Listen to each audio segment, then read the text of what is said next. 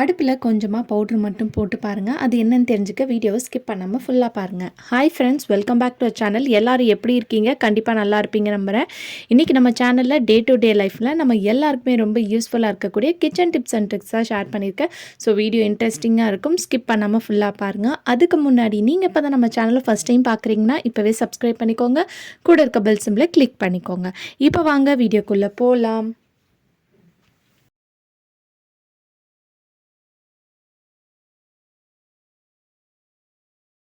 First இப்போ என்னென்னு பார்க்கலாம். அதுக்கு இங்கே நான் வாட்டர் பாட்டில் கேப் தான் எடுத்திருக்கேன். ஸோ இந்த கேப் மேலே வந்து நம்ம குட்டி குட்டியாக வந்து ஹோல்ஸ் போட போகிறோம். நீங்கள் கொஞ்சம் சின்ன ஹோல்ஸாக வந்து போட்டுக்கோங்க. நான் கொஞ்சம் பெருசாக வந்து போட்டுட்டேன். இந்த மாதிரி லைட்டாக வந்து ஹீட் பண்ணி போட்டிங்கன்னா உங்களுக்கு அழகாக வந்து பார்த்திங்கன்னா ஹோல்ஸ் வந்துடும். ஸோ நிறைய ஹோல்ஸ் வேணும்னாலும் போட்டுக்கலாம். இது கூடயே வந்து நம்மளுக்கு ஒரு பலூன் வந்து தேவைப்படும். இந்த பலூனோட கீழே இருக்கு இல்லையா, இந்த இடத்துல வந்து நம்ம குட்டியாக கட் பண்ணிக்கோங்க. ரொம்ப பெருசாக கட் பண்ணிடாதீங்க. இந்த மாதிரி குட்டியாக கட் பண்ணிக்கோங்க. இப்போ கட் பண்ணதுக்கப்புறமா நம்ம இந்த கட் பண்ண இடம் இருக்கு இல்லையா, இதை வந்து இந்த கேப்பில் வந்து நம்ம மாட்டி விட போகிறோம். ஸோ நம்ம கட் பண்ண இடத்துல இந்த ஹோல்ஸ் இருக்கு இல்லையா, இதை வந்து நம்ம எடுத்து வச்சுருக்க அந்த வாட்டர் பாட்டில் கேப்பில் இந்த மாதிரி மாட்டிக்கோங்க. ஸோ அவ்வளோதான். இது எதுக்குன்னு பார்க்கலாம். நம்ம கிச்சன் சிங்கில் வந்து பைப்லேருந்து தண்ணி வந்து பார்த்திங்கன்னா நிறைய வரும். வேஸ்ட்டாக வந்து நிறைய தண்ணி வேஸ்ட்டாக போகும்.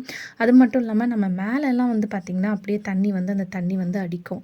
அதே மாதிரி நம்மளுக்கு எந்த சைடு வேணுமோ அந்த சைடு டேர்ன் பண்ணுறதுக்கு கொஞ்சம் தண்ணியெலாம் வந்து பார்த்திங்கன்னா நிறைய வேஸ்ட்டாக போகிற மாதிரி இருக்கும் டேர்ன் பண்ணாலும். இந்த மாதிரி ஆர்கனைசர் வந்து பார்த்திங்கன்னா ஆன்லைனில் நிறைய விற்கிது. But waste water bottle gap இருந்தால் போதும், நம்மளே வீட்டில் ரெடி பண்ணிக்கலாம். இது வந்து பார்த்திங்கன்னா நம்மளுக்கு எந்த சைடு வேணுமோ அந்த சைட் டர்ன் பண்ணி இந்த மாதிரி தண்ணி அடிக்கிறதுக்கெலாம் ரொம்ப யூஸ்ஃபுல்லாக இருக்கும். அது மட்டும் இல்லாமல் தண்ணியும் வந்து பார்த்திங்கன்னா நிறைய வேஸ்ட்டாக போகாது. ஸோ கண்டிப்பாக இந்த டிப் யூஸ்ஃபுல்லாக இருக்கும், ட்ரை பண்ணி பாருங்கள். அடுத்த டிப் என்னென்னு பார்க்கலாம். அதுக்கு வந்து வேஸ்ட்டான மெட்டல் பேங்கிள் இருந்துச்சுன்னா எடுத்துக்கோங்க. ஸோ இன்றைக்கி வந்து நான் 2 பேங்கிள் எடுத்திருக்கேன். இப்போது இந்த இடத்துல வந்து நம்ம கயிறு கட்டிக்க போகிறோம். நல்லா ஒரு கயிறு சின்னதாக பார்த்து எடுத்துக்கோங்க. என்கிட்ட இந்த மாதிரி தடிசான கயிறு தான் எடுத்திருக்கேன். ஸோ ஏன்னா என்கிட்ட இதாக இருக்குது. நீங்கள் சின்ன நூலாக எடுத்துக்கிட்டிங்கன்னா நம்ம அது கட்டுறது வந்து நம்ம நல்லா வந்து விசிபிளாக வந்து பார்த்திங்கன்னா உங்களுக்கு தெரியாது. இதை வந்து நல்லா ஸ்ட்ராங்காக வந்து டைட்டாக இந்த மாதிரி கட்டி முடிச்சு போட்டுக்கோங்க. ஸோ 2 வலையிலையும் சேர்த்த மாதிரி இந்த மாதிரி முடிச்சு போட்டதுக்கப்புறம் ஸ்டவ்வாக ஏதாவது இருந்துச்சுன்னா அதை வந்து நம்ம கட் பண்ணிடலாம். ஸோ இப்போ நம்ம கட் பண்ணதுக்கப்புறம் மேலே வந்து நம்ம 2 பேங்கிள்லேயும் வந்து கயிறு வந்து சேர்த்து கட்டிக்க போகிறோம். வீடியோவில் பார்க்கும்போது உங்களுக்கு புரியும். ஏன்னா இதை வந்து நம்ம ஹேங் பண்ண போகிறோம். ஸோ வி ஷேப்பில் இந்த மாதிரி 2 சைடும் வந்து நம்ம கட்டிக்கணும். ஸோ இப்போ பார்த்தீங்களா இந்த மாதிரி கட்டியாச்சு. இதை வந்து நீங்கள் வால் லுக்கில் ஆணியில் எங்கே வேணாலும் நீங்கள் மாட்டி விட்டுக்கலாம். நான் வந்து கிச்சனில் ஒரு ஆர்கனைசர் வந்து நான் மீஷோலேருந்து வாங்கியிருந்தேன். ஸோ நைஃப் சிசர்லாம் வைக்கிறதுக்கு அந்த ஆர்கனைசர் கீழே வந்து நம்மளுக்கு ஊக் டைப்பில் கொடுத்துருக்காங்க. அதில் தான் வந்து நான் மாட்டி விட்டுருக்கேன். இதை நம்ம எதுக்கு யூஸ் பண்ண போகிறோம்னு பார்த்தீங்கன்னா நம்ம வீட்டில் இருக்கக்கூடிய சிசர் லைட்டர்லாம் வந்து வைக்கிறதுக்கு நீங்கள் சூப்பராக இந்த ஆர்கனைசர் வந்து யூஸ் பண்ணிக்கலாம். ஸோ உங்கள் கேஸ் ஸ்டவ் பேக் சைடு வந்து ஒரு அணி இல்லை வால்லுக்கு அடித்து அதில் நீங்கள் மாட்டி வச்சிட்டிங்கன்னா இந்த மாதிரி சிசர்ஸ் நைஃப்லாம் நம்ம அப்பப்போ தேட வேணாம், எடுத்து யூஸ் பண்ணுறதுக்கு ரொம்ப ஹெல்ப்ஃபுல்லாக இருக்கும். ட்ரை பண்ணி பாருங்கள். அடுத்த டிப் என்னன்னு பார்க்கலாம். நம்ம லைட்டர் வந்து சம்டைம்ஸ் வந்து கேஸ் ஸ்டவ்வில் பற்ற வைக்கும்போது பார்த்திங்கன்னா அதோட நெருப்பு வந்து சரியாக எரியாது. அதுக்கு என்ன காரணம்னு பார்த்திங்கன்னா இதுக்குள்ளே போய் நிறைய அழுக்கு சேர்ந்துருக்கும், எண்ணெய் பிசுக்காக இருக்கும். ஸோ அதை க்ளீன் பண்ணுறதுக்கு ஒன்று நீங்கள் பட்ஸ் எடுத்துக்கோங்க, அப்படி இல்லைனா இந்த டூத் பிக் எடுத்துக்கோங்க. இப்போ இந்த டூத் பிக்கை வந்து நம்மளுக்கு இந்த லைட்டரில் இந்த மாதிரி கேப் இருக்கும் பாருங்கள், அந்த ஒவ்வொரு கேப்லேயும் இந்த மாதிரி பண்ணிங்கன்னா அவ்வளோ அழுக்கு இருக்குது, பார்க்கும்போதே உங்களுக்கே தெரியும். ஸோ இந்த மாதிரி நீங்கள் பண்ணி விடும்போது அந்த அழுக்கெல்லாம் வந்து உங்களுக்கு கீழே வந்து அழகாக வந்துடும். இன்னும் பட்ஸ் வச்சு பண்ணிங்கன்னா ரொம்ப சூப்பராக உங்களுக்கு அந்த அழுக்கு எல்லாமே வந்து பார்த்திங்கன்னா ரிமூவ் ஆயிரும். ஸோ இந்த மாதிரி சுற்றி இதை வந்து அடிச்சிட்டு இருக்கும்போது உங்களுக்கு அந்த நெருப்பு வந்து பார்த்திங்கன்னா சரியாக வராது. நம்ம லைட்டர் தான் ஒர்க் ஆகலைன்னு சொல்லிட்டு லைட்டரை தூக்கி போட்டுட்டு வேறு லைட்டர் வந்து பார்த்திங்கன்னா வாங்குவோம். ஸோ இனிமேல் உங்கள் லைட்டரும் வந்து ஒர்க் ஆகலைன்னா கண்டிப்பாக இந்த டிப்பை வந்து ட்ரை பண்ணி பாருங்கள். ஸோ இந்த மாதிரி நல்லா உள்ளே ஃபுல்லாக வந்து நல்லா இந்த டூத் பிக்கை வச்சு நல்லா இந்த மாதிரி சுற்றி விட்டிங்கன்னா உள்ளே இருக்கிற அழுக்கு எல்லாமே வந்து பார்த்திங்கன்னா உங்களுக்கு வெளியே வந்து க்ளீனாக வந்துடும். ஸோ இதுக்கப்புறம் இந்த சைடில் வந்து நீங்கள் ஒரு கிளாத் இல்லைனா டிஷ்யூ பேப்பரை வச்சு தொடச்சா போதும். அந்த சைடில் இருக்கக்கூடிய அழுக்கெல்லாம் வந்து பாருங்கள் எந்த அளவுக்கு அழுக்காக இருக்குதுன்னு சொல்லிட்டு அதுவும் வந்து பார்த்திங்கன்னா உங்களுக்கு ரிமூவ் பண்ணி கொடுத்துரும். நம்ம கேஸ் ஸ்டவ்வை தான் க்ளீன் பண்ணுவோமே தவிர இந்த லைட்டரை வந்து பார்த்திங்கன்னா க்ளீன் பண்ண மாட்டோம். ஸோ அதுக்கும் வந்து இந்த பவுடர் இருக்கும் இல்லையா, அதை லைட்டாக இந்த மாதிரி தூவி ஸ்ப்ரெட் பண்ணி விட்டுருங்க. அந்த லைட்டரில் ஸ்ப்ரெட் பண்ணி விட்டுட்டு இதை வந்து ஒரு டவல் வச்சு நீங்கள் நல்லா தொடச்சாலே போதும். அதில் இருக்கக்கூடிய எண்ணெய் பிசுக்கும் வந்து பார்த்திங்கன்னா இந்த பவுடர் வந்து நல்லா உங்களுக்கு ரிமூவ் பண்ணி கொடுத்துரும். ஸோ இதுக்கப்புறம் நான் உங்களுக்கு பற்ற வச்சு காட்டுறேன் பாருங்கள். நல்லா உங்களுக்கு அதில் நெருப்பு வந்து பார்த்திங்கன்னா வரும். நம்ம ஃபஸ்ட்டு வந்து இதை பற்ற வச்சு பார்க்கும்போது அந்த அளவுக்கு அந்த நெருப்பு இல்லாத அளவுக்கு வந்து பார்த்திங்கன்னா உங்களுக்கு அந்த அழுக்கு வந்து மூடி இருந்துச்சு. ஸோ கண்டிப்பாக இந்த டிப்பை ட்ரை பண்ணி பாருங்கள், ரொம்ப ஹெல்ப்ஃபுல்லாக இருக்கும். அடுத்த டிப் என்னென்னு பார்க்கலாம். நம்ம வீட்டில் கேஸ் ஸ்டவ்வில் ஏதாவது நான்வெஜ் அதெல்லாம் சமைச்சதுக்கப்புறம் நம்ம ரஃப்பாக கேஸ் ஸ்டவ் துடைப்போம் இல்லையா, எண்ணெய் பிசுக்காக இருக்கும். அதுவும் இந்த கிளைமேட்டில் தண்ணியில் கை வச்சா ரொம்ப சில்லுன்னு இருக்குது. சம்டைம்ஸ் வந்து சில பேருக்கு வந்து ஒத்துக்காது. அந்த மாதிரி டைமில் இந்த டிப் நம்மளுக்கு ரொம்ப ஹெல்ப்ஃபுல்லாக இருக்கும். ஏன்னா நம்ம ட்ரையாக மேலோட்டமாக துடைக்கும் போது அந்த எண்ணெய் பிசுக்கும் எடுக்கணும், அதே சமயத்தில் உங்கள் கேஸ் ஸ்டவ் க்ளீனாக நீட்டாக இருக்கணும்னு நினச்சிங்கன்னா இந்த டிப்பை ஃபாலோ பண்ணிக்கோங்க. அதுக்கு வந்து நான் டால்கம் பவுடர் தான் எடுத்திருக்கேன்.